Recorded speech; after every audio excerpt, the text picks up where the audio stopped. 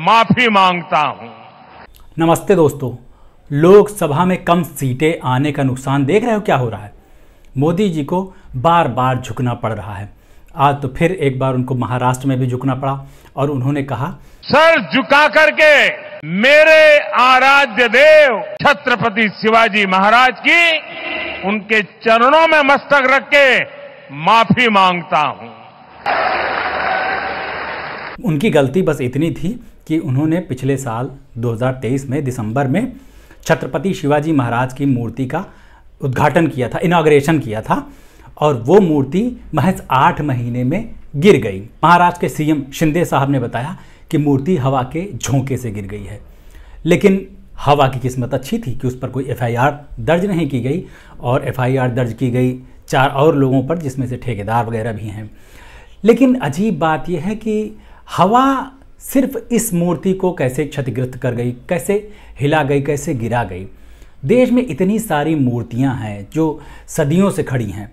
ऐसी ऐसी बिल्डिंग्स हैं, लाल किला, ताजमहल जैसी, हुमायूं का मकबरा है, और वो कुतुब मीनार है। 350-400 सालों से खड़े हुए हैं वो स्ट्रक्चर, उनमें दरार भी नहीं आई है। उनको बस थोड़ा सा पुट्टी उट्टी कर दिया जाता है कभी कभी, कभी वो भी करने की ज़रूरत नहीं पड़ती, और वो ऐसे ही अभी तक लगाचम खड़े हैं। कई बार तो पेंटिंग करने की भी ज़रूरत नहीं पड़ती। लेकिन यहाँ इतने ज़्यादा पैसे लगाकर इतने बड़े बड़े स्ट्रक्चर बनाए जाते हैं। मोदी जी उनका बड़े गौरव के साथ उद्घाटन करते हैं, इनॉग्रेशन करते हैं, और वो साल भर भी नहीं टिकते। छत्रपति शिवाजी महाराज की मूर्ति गिर गई, साल भर नहीं हुआ था पार्लियामेंट की बिल्डिंग से पानी टपकने लगा। अभी साल भर नहीं हुआ था राम मंदिर का उद्घाटन किए हुए, वहाँ पर ही पूरा का पूरा पानी पानी भर गया, वहाँ की सड़कें सब दरक गई। अटल सेतु का उद्घाटन किए हुए अभी साल भर हुआ था, वहाँ पर भी दरारें पड़ गई। अटल टनल में पानी भर गया। मतलब कि कोई भी चीज़ जिसका उद्घाटन मोदी जी ने कर दिया है उसकी ऐसी तैसी हुई पड़ी है। कहीं ऐसा तो नहीं कि उनके हाथों में ही कोई जादू है कि जिस चीज़ को हाथ लगाएंगे वो जल्दी से जल्दी बिगड़ जाएगी, तबाह हो जाएगी। नहीं, मैं देश की बात नहीं कर रहा हूँ, मैं तो इन स्ट्रक्चर्स की बात कर रहा हूँ। मोदी जी का सारा ध्यान इंफ्रास्ट्रक्चर बनाने पर है, और जो पुराना स्ट्रक्चर अपने देश में बचा हुआ है एयरपोर्ट टाइप के, उसको बेचने पर है।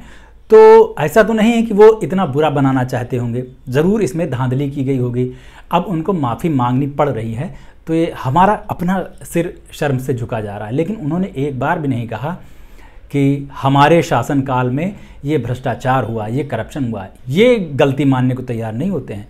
करप्शन, भ्रष्टाचार, रिश्वतखोरी, ये सब चीज़ें तो पिछली सरकारों में हुआ करती थी। यूपीए की सरकार में होती थी, कांग्रेस की सरकार में होती थी। अब की सरकार में ये सब छोटी मोटी गलतियां नहीं होती हैं। अब तो बड़ी बड़ी मूर्तियां सिर्फ हवा के झोंके से गिर जाया करती हैं। बहुत अजीब बात है, बता नहीं सकता कि मेरे हृदय को कितनी पीड़ा पहुंची है। अच्छा, अपने यहाँ लोग भी बहुत ज़्यादा जलनखोर टाइप के हैं, जलकुकड़ू टाइप के हैं, ज्वलनशील टाइप के हैं। जब भी मोदी जी का इनॉग्रेट किया हुआ कोई स्ट्रक्चर गिरता है, या इस सरकार के शासनकाल में बना हुआ कोई स्ट्रक्चर गिरता है, जैसे वो एयरपोर्ट, दिल्ली एयरपोर्ट में गिर गया था एक हिस्सा उसकी छत का, तो लोग चिल्लाने लगते हैं, एकदम खुश हो जाते हैं कि देखो देखो मोदी जी ने ये उद्घाटन किया था, उसके बाद फिर ये गिर गया। उनको ये पता ही नहीं है कि इसके पीछे भी एक मास्टर स्ट्रोक है। सोचिए कितना अच्छा होगा कि 5 साल के अंदर बनने वाली कोई बिल्डिंग या कोई मूर्ति या कुछ भी गिर जाए तो मोदी जी को 2-2 बार इनॉग्रेट करने का मौका मिलेगा। ये वाला मास्टर स्ट्रोक समझते ही नहीं लोग। थोड़ा सा आउट ऑफ द बॉक्स आपको सोचना पड़ेगा, जैसे कंगना रनौत सोचती हैं। अगर उस तरह आपकी बुद्धि विकसित हो गई है, उतना काल्पनिक शक्ति आपकी विकसित हो गई है, तभी आप इतने अच्छे अच्छे मास्टर स्ट्रोक को ऑब्जर्व कर पाएंगे, उससे सीख ले पाएंगे और अपने जीवन में भी उनको शामिल कर पाएंगे। तो आपको इस पूरे प्रकरण से क्या शिक्षा मिलती है? मेरे हिसाब से तो यह है कि जहाँ चुनाव आने वाले हों वहाँ के बारे में कुछ भी उल्टा सीधा बोलने से पहले माफ़ी मांग लीजिए, नाक रगड़ लीजिए, सिर झुका दीजिए।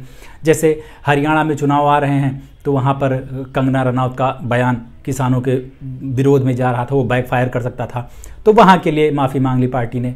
महाराष्ट्र में चुनाव होने वाले हैं तो यहाँ पर छत्रपति शिवाजी महाराज की मूर्ति गिर गई, यहाँ पर मोदी जी ने स्वयं ही आके माफ़ी मांग ली। तो इस तरह जितनी भी जगह चुनाव होने वाले हैं और उसके ठीक पहले कोई कांड हो जाता है तो वहाँ पर वो माफ़ी मांग लेंगे। उसके अलावा ना तो इस सरकार में माफ़ियाँ होती हैं, ना तो इस सरकार में इस्तीफे होते हैं। रक्षा मंत्री राजनाथ सिंह जी ने बहुत पहले ही इस बात को बता दिया था।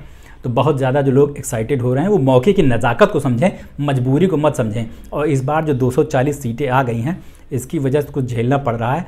इंशाल्लाह अगली बार नहीं, इंशाल्लाह कैसे निकल गया, खैर अगली बार 400 पार हो जाएगा तो ये सब चीज़ें इवन पे आ जाएंगी। आप बताइए क्या कहना है आपका मेरे इस सत्संग के बारे में।